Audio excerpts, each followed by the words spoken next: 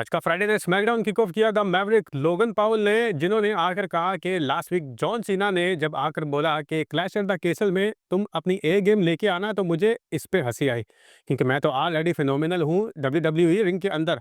मैं clash at the castle में John Cena को बीट करके साबित करूंगा कि ये प्लेस अब मेरे साथ बिलोंग करती है। इसके बाद जॉन सीना का म्यूजिक बजता है और क्राउड का रिएक्शन जॉन सीना के लिए लाजवाब था। लोगन पॉल फैंस का मजाक बना रहे थे तो जॉन सीना ने आकर कहा कि ये फैंस ही सब कुछ है, इनके अलावा कोई शो हो ही नहीं सकता। इन्होंने कहा, लोगन पॉल देखो, तुम समझते हो कि तुम बहुत बड़े इन्फ्लुएंसर हो, मैंने कल ही टॉप इन्फ्लुएंसर्स की लिस्ट देखी है, इन सब में तुम्हारा नाम नजर नहीं आया। तुम असल में रेसलिंग में रेलेवेंट होने के लिए नहीं आए बल्कि अपने आप को बचाने के लिए आए हो। मतलब इनका कहना था कि तुम्हें न्यू फेम की जरूरत थी और वो तुमने WWE में आकर कर लिया है।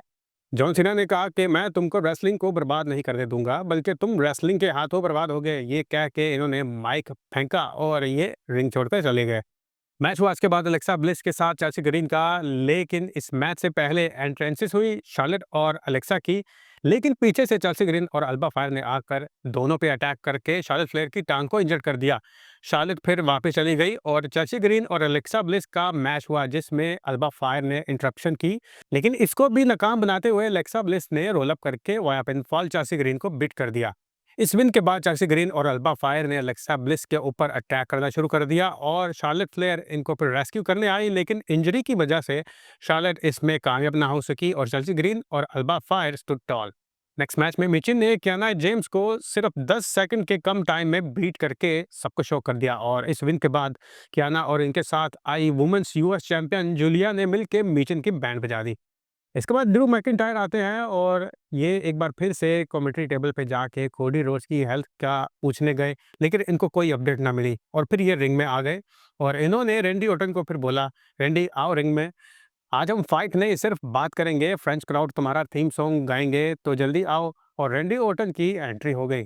ड्रू मैकिंटायर ने फिर रेंडी ओटन को बोला कि लास्ट वीक तुमने मेरे ऊपर अटैक किया, अगर तुमने ये सोचकर मुझे मारा है कि मैंने और लोगन पॉल ने समर स्लैम में तुम्हारी बैंड बजाई तो खैर है, लेकिन अगर ये अटैक तुमने कोडी रोड्स की वजह से किया है कि वो तुम्हारा दोस्त था और उसे मैंने इंजर्ड किया, तो ये अच्छी बात नहीं तुम्हारे लिए।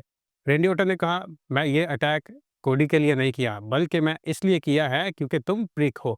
और ड्रू मैकिंटायर ने फिर गुस्से में आकर रेंडी ओटन को हेडबट मार दिया, लेकिन रेंडी ओटन ने भी मैकिंटायर को डीडीटी लगा दी। लेकिन जब ये आरकेओ लगाने के लिए तैयार थे तो सिक्योरिटी गार्ड आ गए और रेंडी ओटन ने उनको भी आरकेओ लगा के कल्टी कर दिया। इसके बाद ड्रू मैकिंटायर मौका देख के रिंग से भाग गए। देन आया number 1 contendership match for the tag team titles, street profits versus Miz and Carmelo, जिसमें व्हाइट सिक्स की इंटरप्शन की वजह से स्ट्रीट प्रॉफिट्स इस मैच को विन कर गए और अब इनका सामना होगा क्लैश इन पेरिस में द व्हाइट सिक्स के साथ। लास्ट में आया फिर main event, Sami Zayn versus Solo Sikoa for the United States title और इस मैच में एमएफटी अपनी पंगेबाजी करते रहे और इस पंगेबाजी को रोका जिमी ऊसो और जैकब फटू ने आकर और एमएफटी को ये मारते हुए क्राउड से बाहर ले गए। पीछे अकेले बचे सोलो सिकावा और इनकी बैंड बजा दी। फिर समी ज़ेन ने 2 हलवा किक्स लगा के और पिन फॉल्स के दौरान सोलो सिकावा हिल ना सके और समी ज़ेन ने मैच विन करके अपने नाम कर लिया है यूनाइटेड स्टेट्स टाइटल। और इसके साथ आज का स्मैकडाउन दी एंड हुआ। तो दैट्स इट, आज के लिए इतना ही। आपकी सबको लेके क्या राय है कमेंट बॉक्स में ज़रूर शेयर कीजिए। मिलते हैं अगले वीडियो में। सी यू नेक्स्ट टाइम।